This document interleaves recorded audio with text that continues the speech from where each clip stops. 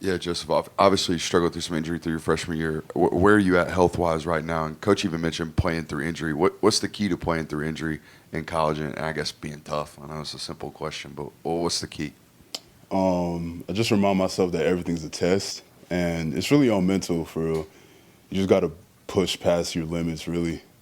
Like everything's a test, and then pain is also temporary. That's just what I tell myself. Yeah, it sounds like you guys are going to be without Jordan Hall for the foreseeable future. How, as a defensive line, do you try to make up for his absence, and what does he really bring to this team? Just making sure the freshmen are prepared, to face this offensive line. And what he brings to the team, Jordan, is just a ball of energy. He's a great guy to be around, always making people laugh.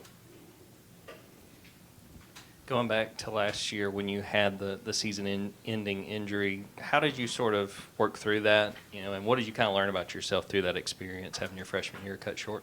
I just told myself, like, I can control what only I can control, which is my rehab, training room. And what I learned about myself is I have a lot more hobbies. Like, I have a lot more interests than I thought I did. So, yeah, that's what I learned. What were some of the interests? I like making music. After I started walking, I can run. I started playing a lot of pickleball. So, yeah, that was really fun.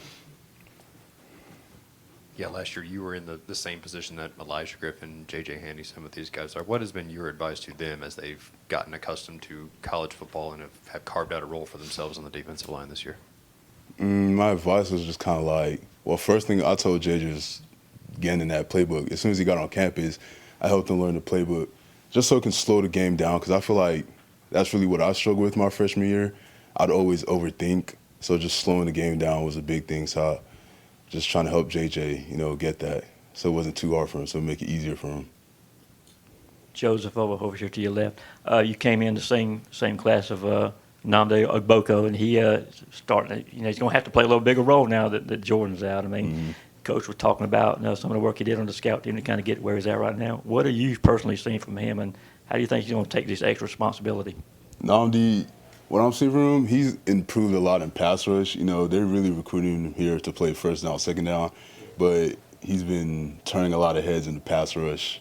So, yeah, I feel like that's what we're going to use him for. Kind of smile when you say that, Yeah, because it was unexpected. I didn't know he could rush like that, but he can rush.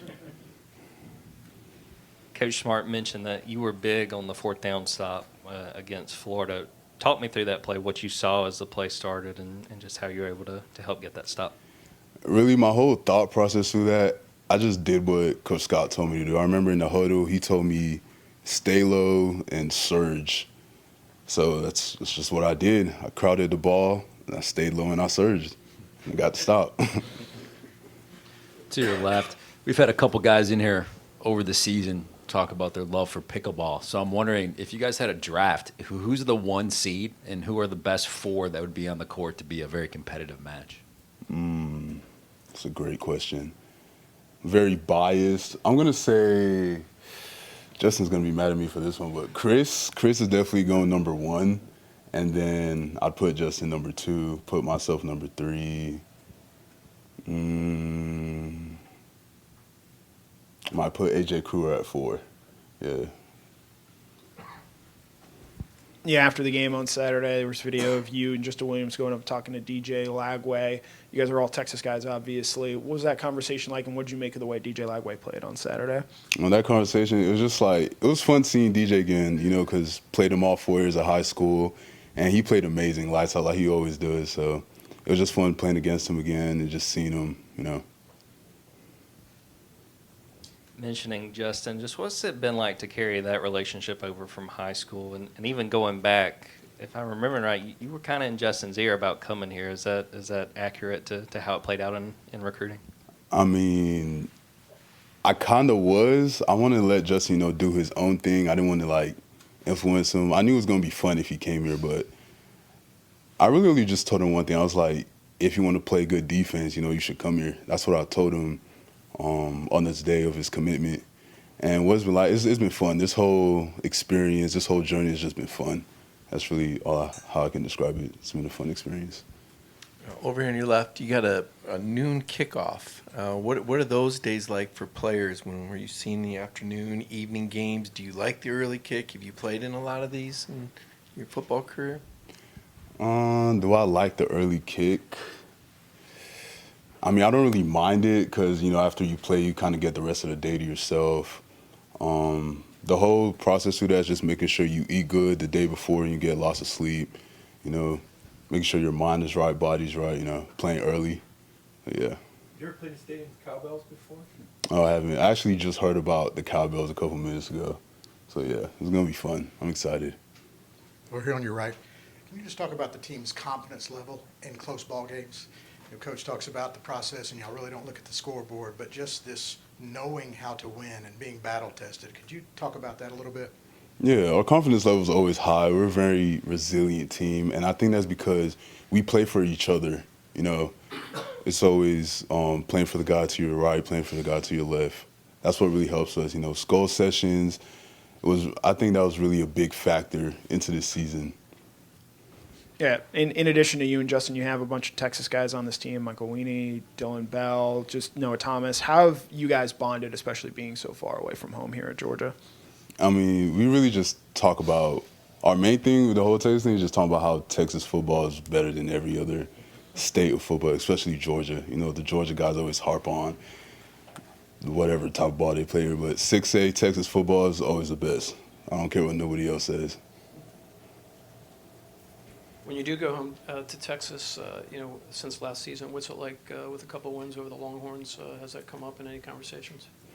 No, not really. Is your hometown area, are those Longhorn fans, are they Aggie fans? What's the mix there? They're more Aggie fans. I'm like an hour away from Texas A&M, so there's a lot of Aggies up there. When that debate between Georgia football and Texas football comes down, you go up against a couple Georgia true freshmen on the offensive line. Mm-hmm. Do you talk about it with those guys, and what's it like facing off with them in practice? I mean, it's fun, just getting those guys better. They help me get better. I help them get better. But like I said, it's not really a debate. Texas football is the best football, especially 6A. Justin, when you look at your second year in the program, you look back to where you were as a true freshman, where do you feel like you've grown the most? Where do you feel like your game has taken the most obvious step forward? First thing off the dome is my eyes. I've gotten a lot better just looking at the right stuff, looking at angles of departure, getting my feet right, getting my hands from the ground to the man. I've gotten a lot better at all those things. Getting back to Texas high school football, what's the biggest stadium you ever played in high school? Biggest stadium I ever played in. Probably gonna say Woodford's Bank, which was our home stadium. It's a pretty big stadium. So yeah, Woodford's Bank Stadium. Love that place. Back over to your left, I know when you signed at Georgia, you've seen the guys that have come through before you. I mean, they're lining up in the NFL every Saturday. I mean, how close to the standard do you think this group is getting now? We knew coming in you had to replace a lot of guys. Where do you think you guys are at right now in that process? I feel like we're really close. We're getting there. There's still a lot of things that we need to improve on, but we're definitely getting there. It's a process, a step-by-step process. Day by day, you get better, 1% better every day. Yeah, when we talked to him in the spring, Jordan Hall did a really good impression of you, saying your genetics and work ethic is superior to everybody else. One, do you have a Jordan Hall impression to answer that? And two, how do you feel like your work ethic has helped you get from where you were when you got to Georgia to where you are now? My Jordan Hall impression is something I'm definitely going to work on. He makes fun of the way I talk all the time, but it's all love. I got to work on that, though. And my work ethic, how it's helped me get to where I'm at. I really get my work ethic from my mom, because I always see her working every day, striving for me and my sister. So I feel like I have no choice but to work just as hard, twice as hard as her, to make sure, life is great for me and my sister. You know what I'm saying? Yeah. The defense at this point, 8 games in, has 8 sacks. Do you guys talk about that at all? Wanting to be more productive, getting to the quarterback and upping those numbers? Yeah, we talk about that all the time. We've been working on it these past couple of weeks. Bye week, this past bye week, we harped on it a lot. That's mostly what we worked on. So, yeah. Time for one more if anybody has one for Joseph. Yeah, when y'all do harp on it, what does that harping session sound like? Like, what are the things you're trying to improve on? It's a step-by-step process. We break it all down, fundamentals, getting off the ball, getting to the move area, working a move, working any type of move, and then just reaching at the top, getting to the quarterback, throwing shoulder. That throwing shoulder is the big thing because that Auburn game, I missed that sack. If I would have went to the throwing shoulder, I would have had it. So that's what I've been working on these past couple of weeks. Thank you, Joseph. Thanks, Joseph. Y'all are welcome. Have a good day. You too.